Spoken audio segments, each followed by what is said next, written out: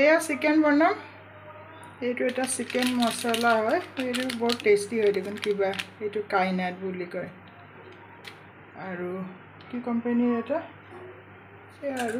এটা হেৰি গৰম মছলা দি মেৰিনেট কৰিছোঁ এইটো ভাৰত নামৰ এটা কোম্পানী বেয়া নহ'ব চাগে সিহঁতে ভালে ৰাখে চিকেনৰ দোকানৰ পৰা আনিছোঁ এয়া মেৰিনেট কৰি ৰাখিম অলপ কেঁচা তেলো দিম তাৰপিছত বনাম ভিডিঅ'টো সম্পূৰ্ণ চাব বুলি আশা কৰিলোঁ এয়া আদা নহৰু কুটি ল'লোঁ ভালকৈ ধুই ল'ম গোটাকৈ বাকলিবোৰ গুচাই ল'লোঁ তাৰপিছত ধুই ল'ম মই পিছাৰ আগতে পিছা মানে খুন্দনিত খুন্দি ল'ম আৰু কেৰাহী গৰম হ'ল 3বাৰমান পানী দি ধুই আউখালি পেলালোঁ গৰম পানী কৰি আউখালি পেলাইছোঁ প্ৰথমবাৰত অলপ ৰঙচু আহে পিছত ঠিকে আহিছে যিমান ভালকৈ নামাজো কিয় হ'ব দিছোঁ তেল 50 গ্ৰামতকৈ বেছি 100 গ্ৰামতকৈ মাংসখিনি অইলি হয় 100 গ্ৰামতকৈ কম হ'ব চাগে তেল যেহেতু 1 কেজি মাংস 1.5 কেজি আনি আধা কেজি থৈ দিছোঁ পিঁয়াজো দিছোঁ পিঁয়াজ এইবিলাক চাইজৰ এইবোৰ চাইজৰ পিঁয়াজ 2টামান দিছোঁ 6-7টামান দিছোঁ মেৰিনেট কৰা মাংস সেয়া ক'লোৱে চিকেন মছলা আৰু গৰম মছলা দিছোঁ গৰম মছলা পিছতো দিম আৰু বাকী গোটা মছলাবিলাক ইলাইচি দালচেনি গোটা জালুক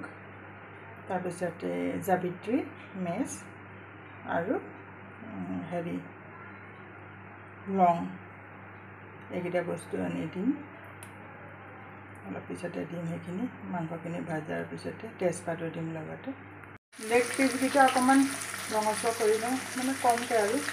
তাৰপিছত বাকী মাংসখিনি দিম একদম কলা জহা বিৰাট ধুনীয়া গোন্ধাই আছে মাংসখিনি দিম আৰু বাকী মাংস অকণমান পিছতে দিম আৰু এইফালে এয়া বিলাহী চিলাহী দি থৈছোঁ এই ভাল জেগা ধুই পখালি ৰখাওঁ আকৌ ধুইহে দিম কিন্তু এনেহে থ'লোঁ মই পটককৈ আকৌ ধুইহে হেৰি বাতিত কাটিম গুটিবোৰ পেলাই এইখিনি কাশ্মীৰ গুড়া জালুক ইলাইচি দালচেনি আৰু এইটো এভাৰেষ্টৰ চিকেন মছলা এতিয়া তেজপাতটোহে দিব আছোঁ তেজপাতবোৰ অলপ ভাঙি চিঙি গৈছে দিলোঁ ক্ৰমান্বয়ে পিঁয়াজৰ সৈতে মেৰিনেট কৰি দিয়া পিঁয়াজ আৰু মছলা গৰম মছলা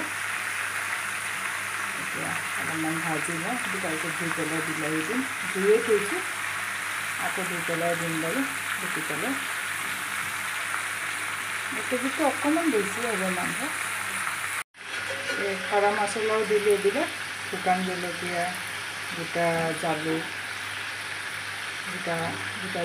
তাৰপিছত গোটা জিৰা চেনি আৰু অকণমান জাবিত্ৰী আৰু দালচেনি এতিয়া খালি তেজপাতহে দিব আছোঁ বিচাৰি আনিব লাগিব অলপ ফাটি চিটি গৈছে তেজপাত এভাৰেষ্টৰ চিকেন মছলা কাশ্মীৰী মিৰ্চ যিটো কালাৰ মিৰ্চ কাশ্মীৰী জ্বলা নথকা এয়া দিলোঁ এতিয়া বিলাহীখিনি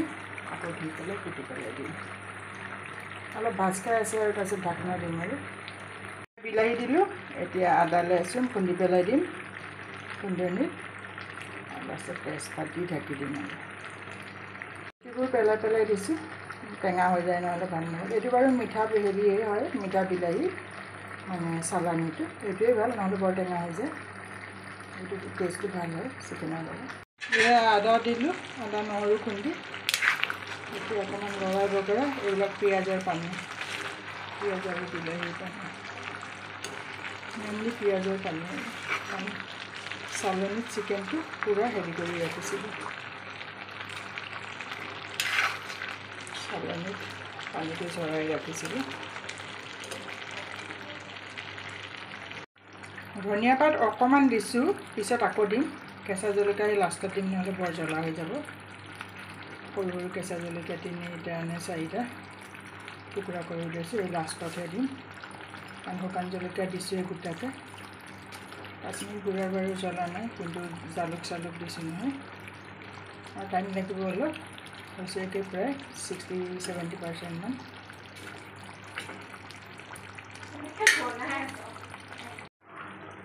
কিমান যে ধুনীয়া সুগন্ধ ওলাইছে নহয় এই আদা নহৰুৰ আৰু লগতে বিভিন্ন মা মছলা আৰু ধনিয়া পাতৰ অকণমান দিছোঁ লাষ্টতো দিম মানে ভিউৱাৰ্ছক মোৰ এই সুগন্ধটো দিব মন গৈছে কিন্তু উপায় নাই এইটো নতুন টেকন'লজি ওলালেহে সম্ভৱ হ'ব আৰু 10 মিনিট আৰু হৈ গ'ল অলৰেডি পকি গ'ল কিন্তু আৰু 10 মিনিটত নমাম আৰু পিঁয়াজো প্ৰায় গলিছে আৰু থেংক ইউ ফৰ ৱাচিং প্লিজ ভিডিঅ'বোৰ চাব ভৱিষ্যতে আগতে আপলোড কৰা ভিডিঅ'বোৰো চাব অনুৰোধ থাকিলে আপোনালোকৰ এইখিনি সহায়ে মোক মনিটাইজেশ্যনত সহায় কৰিব বাই বাই আৰু অকণমান আছে চাব আৰু সম্পূৰ্ণ ভিডিঅ'টো